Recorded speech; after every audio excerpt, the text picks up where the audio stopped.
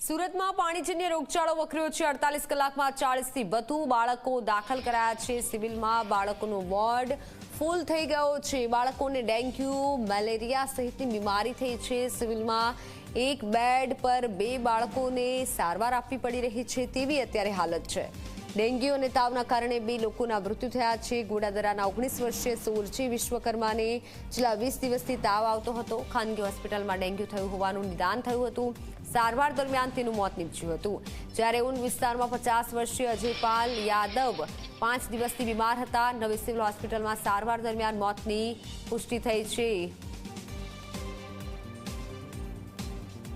રોજના મેં કીધું એ પ્રમાણે 270 થી 300 દર્દીઓ અમારી પાસે ઓપીડી બેઝ ઉપર આવે છે। તે પૈકી રોજના 60 થી 70 જેવા દર્દીઓને અમારે દાખલ કરવા પડે છે અને વોર્ડમાં રાખી એમને ડૉક્ટરના નિરીક્ષણ હેઠળ રાખી લક્ષણો અનુસાર વર્ગીકૃત કરી અને એને જે તે ટીમની હેઠળમાં સારવાર માટે સોંપવામાં આવે છે।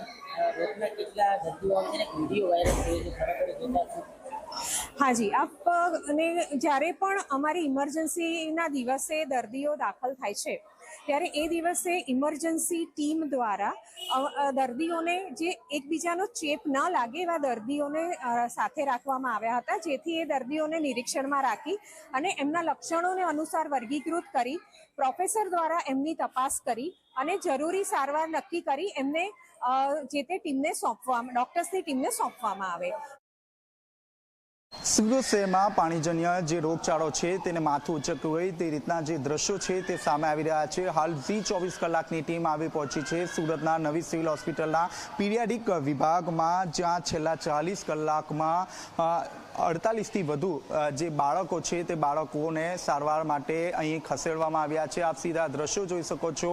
હાલમાં મેલેરિયા અને ડેન્ગ્યુના જે કેસો છે તેમાં ધરખમ વધારો જોવા મળી રહ્યો છે, જેને કારણે સિવિલ હોસ્પિટલના જે તમામ જે બેડ છે તે હાઉસફુલ જોવા મળી રહ્યા છે। આ સાથોસાથ વાત કરીએ તો હાલમાં જે રીતે કેસોની સંખ્યા સતત વધી રહી છે, જેને કારણે એક બેડ પર 2 બાળકોની સારવાર કરવાની નોબત આવી રહી છે। બીજી તરફ જોવા જઈએ તો ગોડાદરાના 19 વર્ષીય સોરજી વિશ્વકર્મા છેલ્લા 20 દિવસથી તાવ આવતો હતો, જેને કારણે તેને ખાનગી હોસ્પિટલમાં સારવાર માટે ખસેડવામાં આવ્યો હતો, જ્યાં સારવાર દરમિયાન તેનું કરુણ મોત નીપજ્યું હતું। જ્યારે અન્ય કેસમાં ઊન વિસ્તારમાં રહેતા 50 વર્ષીય અજયપાલ યાદવ છેલ્લા 5 દિવસથી તાવ આવતો હતો, જેને કારણે તેને સુરતની નવી સિવિલ હોસ્પિટલમાં સારવાર માટે ખસેડવામાં આવ્યો હતો, જ્યાં સારવાર દરમિયાન તેનું કરુણ મોત નીપજ્યું છે। હાલમાં જે રીતે મેલેરિયા અને ડેન્ગ્યુના કેસો વધી રહ્યા છે, ત્યારબાદ આરોગ્ય તંત્રની ચિંતામાં વધારો જોવા મળી રહ્યો છે। આરોગ્ય વિભાગ દ્વારા અલગ અલગ જે હોસ્પિટલો છે, જે સ્થળ છે ત્યાં મચ્છરજન્ય બ્રીડિંગ જ્યાં મળે ત્યાં તાત્કાલિક ધોરણે આ બ્રીડિંગ દૂર કરવાની કામગીરી હાથ ધરવામાં આવી રહી છે। આ સાથોસાથ દંડ ફટકારવાની પણ કામગીરી